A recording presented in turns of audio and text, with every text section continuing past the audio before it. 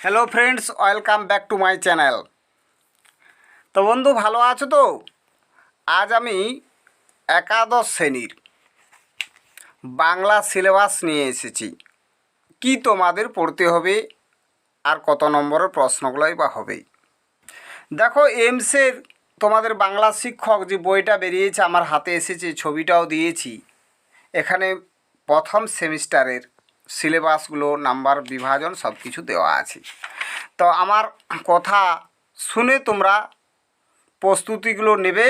আর পরবর্তীকালে যখন আমি বই তোমাদের হাতে পাবো, অর্থাৎ টেক্সট বইগুলো স্কুল থেকে যখন দেবে ভোটের পরে, স্কুল খুললে সেই টেক্সট বই ধরে ধরে আমি পড়িয়ে দেব। তো সিলেবাসটা দেখে নাও কি আছে।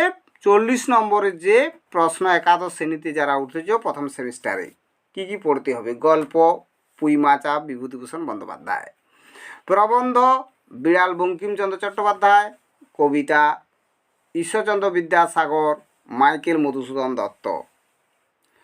আর পড়তে হবে সাম্যবাদী কাজী নজরুল ইসলাম, ভারতীয় কবিতা চারণ কবি ভারভারা রাও, আন্তর্জাতিক গল্প বিশাল ডানাওয়ালা এক থুত্তুরে বুড়ো,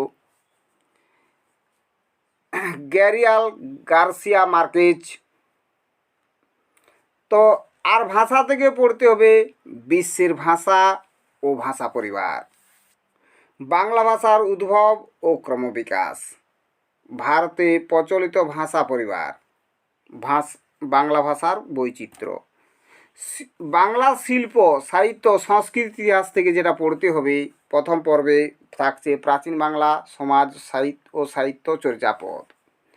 পর্ব 2 মধ্যযুগে বাংলা সমাজ ও সাহিত্যের প্রধান ধারা, শ্রীকৃষ্ণ কীর্তন, বৈষ্ণব পদাবলী, চৈতন্য জীবনী, মঙ্গলকাব্য অনুবাদ, ইসলামীয় ধারা, শাক্ত পদাবলী।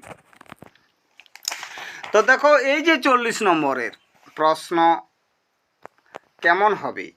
গল্প থেকে 1 নম্বরের প্রশ্ন হবে 8টি, প্রবন্ধ 1 নম্বরের প্রশ্ন হবে 5টি, কবিতা 1 নম্বরে 7টি, ভারতীয় কবিতা আন্তর্জাতিক গল্প 1 নম্বরে 5টি, ভাষা থেকে 1 নম্বরে 10টি, বাংলা শিল্প সাহিত্য সংস্কৃতি ইতিহাস থেকে থাকবে 1 নম্বরে 5টি। মোট এই 40 নম্বর। অর্থাৎ প্রথম সেমিস্টারে থাকছে তোমাদের 40, দ্বিতীয় সেমিস্টারে থাকছে 40, প্রজেক্ট 20, মোট 100 নম্বর। তো বন্ধু, ভয়ের কিছু কারণ নেই। যে ভাবছো তাই তো কি হবে, আমি সারা বছর ধরেই পড়াই, তোমাদের সাথে থেকে আমি পড়াশোনাগুলো করিয়ে দেবো। তবে টেক্সট বইটা হাতে আসা তোমাদের অপেক্ষা, কারণ তা নাহলে তো তোমরা বুঝতে পারবে না, অসুবিধা হবে তোমাদের। সেই কথা মাথায় রেখে আমি সিলেবাসটা দিয়ে গেলাম। সেমেস্টারে কী কী হবে, কত নম্বরের প্রশ্ন হবে, সেগুলো নিয়ে আলোচনা করলাম। তো ধৈর্য ধরে আমার ভিডিওতে থেকে সমস্ত জিনিসটা উপভোগ করতে থাকো। আর বলো আমি পারবো, ভয়ের কিছু নেই। তো বন্ধু, প্রচণ্ড রোদ গরম, তোমরা সুস্থ থাকো, ভালো থাকো।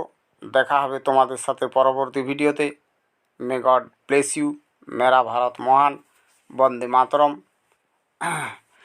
পরবর্তী ভিডিওতে আমি আবার ফিরে আসবো, তোমরা অপেক্ষায় থাকবে তো?